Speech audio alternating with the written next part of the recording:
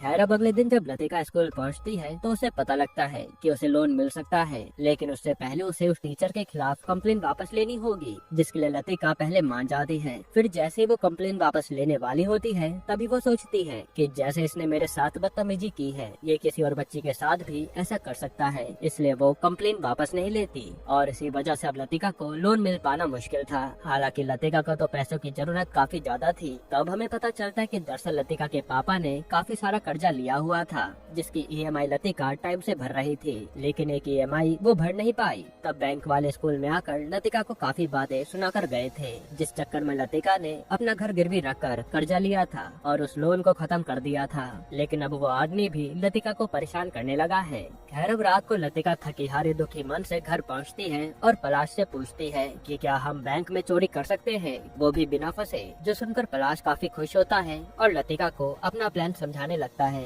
वो लतिका को बताता है कि कैशियर के पास 3 से 4 लाख रुपए कैश में पड़े होते हैं और उन्हें कैशियर का ध्यान भटकाकर इस तरीके से चोरी करनी होगी जिससे किसी को पता न लगे, और इस काम के लिए उन्हें सोनू की जरूरत पड़ेगी। तब हमें पता चलता है कि जो लतिका की फुटबॉल टीम में सोनू नाम का लड़का है, वो लड़का नहीं लड़की है जिसका नाम है सोनी। दरअसल गाँव में कोई भी गर्ल्स फुटबॉल टीम नहीं थी, इसलिए वो सोनी को लड़का बनाकर फुटबॉल खिलाया करती थी, क्योंकि सोनू फुटबॉल में काफी अच्छी थी। वही लतिका पहले तो सोनू को ले जाने के लिए साफ मना कर देती है, लेकिन पलाश कहता है कि सोनू छोटी है और काफी तेजी से भागकर पैसा चुरा सकती है, इसलिए सोनू के अलावा हमारे पास कोई और ऑप्शन नहीं है पैसा निकालने का। तब लतिका सोनू को ले जाने के लिए मान जाती है और फिर अगले दिन लतिका स्कूल में सोनू को सब चीज बता देती है कि कैसे हमें बैंक से पैसे निकालने हैं। तब सोनू पहले तो लतिका को मना कर देती है, लेकिन लतिका के समझाने पर वो उसका साथ देने के लिए मान जाती है। अब अगले दिन पलाश के प्लान के मुताबिक लतिका और सोनू बैंक में जाकर वेट करने लगते हैं। दरअसल इस बैंक में उसी कंपनी के कैमरे लगे हुए थे